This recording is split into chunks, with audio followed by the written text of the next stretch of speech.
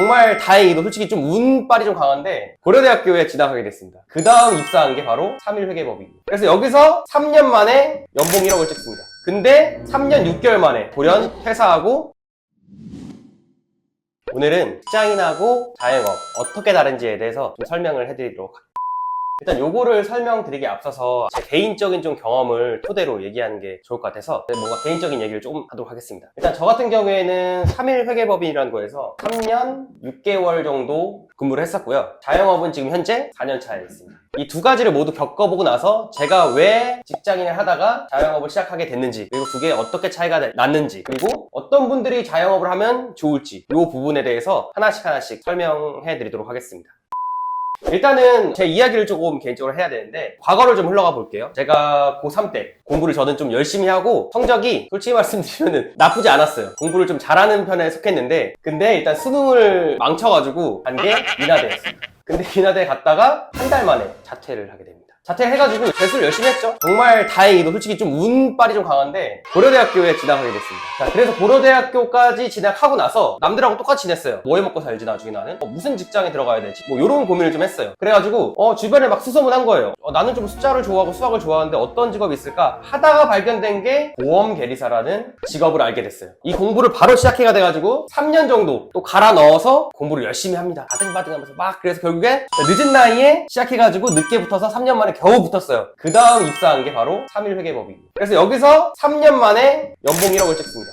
직장인으로서 생각보다 나쁘지 않은 일들을 좀 해봤죠. 회사도 굉장히 좀 만족스럽고 괜찮은 회사였어요. 그래서 연봉 1억도 찍어가지고 승승장구했죠. 근데 3년 6개월 만에 돌연 퇴사하고 자영업의 세계로 들어오게 됐습니다. 자, 여기까지가 제 이야기인데 왜 자영업의 세계로 넘어왔냐? 연봉 1억이면 만족하고 다닐만 하지 않냐? 이런 질문을 아마도 하실 수 있을 것 같아요. 저 개인적인 성향이 좀 그런데 좀 자유를 좀 중요시 생각하고 제 일에 대해서 열정적으로 일할 수 있지만 제가 열심히 한 만큼 그 성과를 온전히 제가 갖고 싶은 그 욕심이 좀 있었던 것 같아요. 이러이러한 것들 때문에 자영업을 좀 많이 생각했던 것 같아요. 이 회사를 다니면서 이 자영업을 4년차 하는 거 사이에 사실 3번의 실패가 있었어요. 4번째 자영업이 지금 하고 있는 이 4년차 된 이 이자카야 우규를 시작하게 된 겁니다. 자, 이 3번의 실패, 이 3번의 실패를 하면서 어떻게 4번째를 도전하면서 진행하게 됐냐? 요 얘기도 잠깐 드릴게요.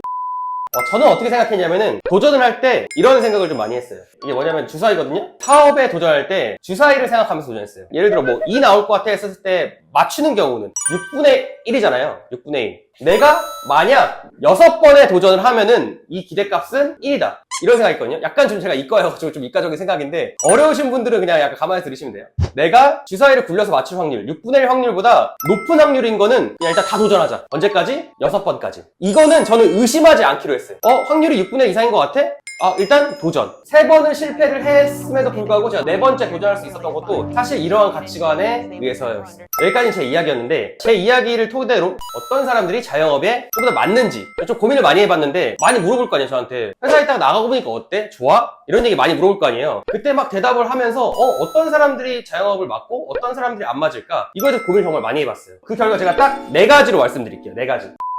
자, 4가지로 말씀을 드릴게요. 첫 번째, 제가 아까 말했던 거에 힌트가 있는데 자유를 중요하게 생각한 사람이에요. 이거는 뭐 대부분 그럴 수 있는데 저는 좀 강했어요. 이게 자유를 좀 많이 추구했던 것 같아요. 자, 두 번째, 간섭을 받는 거를 지나치게 싫어해야 돼요. 솔직히 저는 간섭을 받는 게 좀 지나치게 싫어하는 편이긴 한데 어떤 경우에 좀 심했냐면은 저도 직장인이었으니까 위에 상사가 나한테 업무 지시를 내릴 때 내가 이해하지 못하는 도저히 내가 봤을 때 아닌 길을 지속적으로 강요할 때 그리고 심지어 그 결과가 좋지 않을 때 이럴 때 저가 좀 많이 현타가 왔어요. 그래서 그게 저는 그 스트레스가 가장 컸던 것 같아요. 비중이. 그래서 남한테 간섭받는 게 좀 지나치게 싫고 너무 스트레스다. 그런 사람들이 조금 맞을 가능성이 높아요. 세 번째, 무슨 말이냐? 내가 열심히 할 테니까 내가 한 거는 내가 더 가져갈래. 이런 성향이 좀 강하신 분들이 있거든요. 그런 분들은 확실히 자영업 쪽을 하시는 게 좀 더 맞을 수 있어요. 그리고 마지막 4번째는 자기 철학이 좀 강하신 분이 있어요. 이거는 대화를 하다 보면 아마도 좀 느끼실 거예요. 얘 뭔가 좀 생각이 좀 강한데? 뭔가 자기 색깔이 확실하게 있네? 이런 걸 느껴보신 분들이 있을 거잖아요. 그런 분들이 대체적으로 자영업에 잘 맞습니다. 전 동료들이 진짜 많이 질문을 받았거든요. 어때? 장사해보니까 어때? 자영업 어때? 나도 할까? 어떤 거 같아? 뭐가 달라? 이런 질문을 많이 받았어요. 그때 어떻게 대답했냐면은 솔직히 받는 스트레스의 양은 동일하거나 더 많다. 자영업이. 제 느낌이 이랬어요. 육각형이라고 하면은 뭔가 스트레스에 대한 비중이 있을 거잖아요.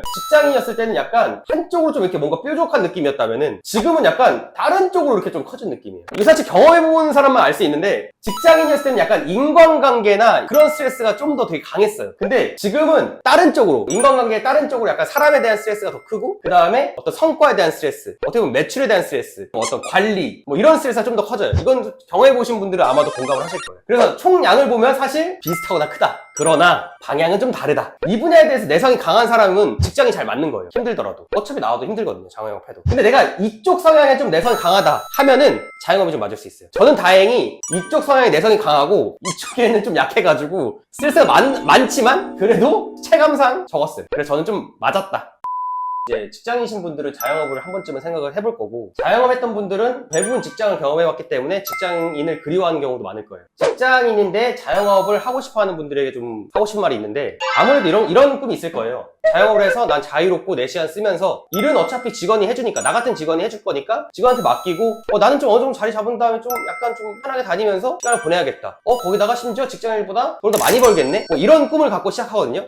명확하게 말씀드릴 수 있는 거는 2년은 워라밸 포기해야 돼요. 무조건. 이거는 사실 모든 자영업이 다 똑같아요. 2년, 최소 2년 정도는 워라밸을 다 포기해야 되고 그러니까 즉 내 시간은 없는다는 생각해야 돼요. 내 시간은 없다. 그리고 돈도 못 벌 수도 있다. 벌면 좋지만 못 벌 수 있다는 그 어떤 그 마음가짐을 갖고 와야 돼요. 처음에는 그런 각오하고 시작하시다가 한 조금만 좀 잘 되거나 조금만 성장기를 보이잖아요? 그럼 바로 약간 사장병 걸리시는 분들 많아요. 일명 회장병이기도 한데 직원을 맡기고 하고 나는 슬쩍 빠져가지고 요건 내가 안 해도 되잖아. 요건 내가 안 해도 되잖아. 이렇게 하면서 자기 업무 영역을 하나씩 빼면서 뒤로 슬쩍 빠져요. 그러면서 약간 관망하기 시작합니다. 그럴 때 위기가 시작해요. 그렇기 때문에 그 위기가 오기 전에 충분히 안정기가 될 때까지는 2년은 좀 갈아 넣을 시간을 충분히 확보해야 되고 이건 약간 각오를 하고 오셔야 돼요. 직장인 같은 경우에는 명확하잖아요. 장점이 월급이 안정적이고 적자라는 게 솔직히 없잖아요. 급여가 마이너스 이런 건 없으니까 적자가 없고 투자금도 없고 이렇기 때문에 솔직히 그런 안정성이나 편안함 이런 것들은 확실히 장점이에요. 그리고 투자금 없이 리스크 없이 어떤 경험을 다채롭게 할 수 있는 건 사실 직장인이 최고긴 해요. 장점이죠. 자영업의 세계로 오면은 사실 그런 게 다 무너져요. 그러니까 매출이 올라도 걱정이고 솔직히 낮아도 걱정이에요. 오르면은 이거 이대로 꾸준히 가나? 매출이 이렇게 오르는 게 맞나? 나 왜 잘 되지? 잘 되는 게 이유가 있을 텐데 어떻게 나아가야 되지? 이런 고민하고 안 되면은 암울하죠. 왜 안 되지? 이거 이유가 뭘까? 내가 뭘 잘못하고 있나? 내가 음식을 잘못하고 있나? 서비스를 잘못 나가고 있나? 뭔가 그런 고민들이 엄청나게 많을 거예요. 잘 돼도 스트레스, 안 돼도 스트레스 이걸 겪어야 돼요. 이건 자영업인 분들이 제일 공감할 텐데 제일 스트레스는 알바들이 도망가는 거. 이게 제일 스트레스거든요. 그러니까 말없이 알바들이 당일내 갑자기 도망간다. 사장님 멘붕. 사실 지금까지 제가 겪어보거나 주변에서 봤을 때 자영업의 가장 큰 스트레스는 솔직히 매출의 대꾸복구보다 사람을 관리하는 거에 스트레스가 가장 크시더라고요. 이것도 충분히 각오하시고 난 그 정도는 이겨낼 수 있는데 그런 분들만 저는 좀 추천을 드릴 편이에요. 자, 정리하면은 일단 자영업 생각보다 쉽지 않다. 하시려면은 진짜 마음 단단히 먹고 2년은 고생할 각오하시고 오시는 게 좋다. 그렇지 않으면 차라리 그냥 직장 가는 게 낫다. 이게 제 결론입니다. 지금까지 영상 봐주셔서 감사하고 다음엔 더 좋은 영상으로 찾아뵙도록 하겠습니다.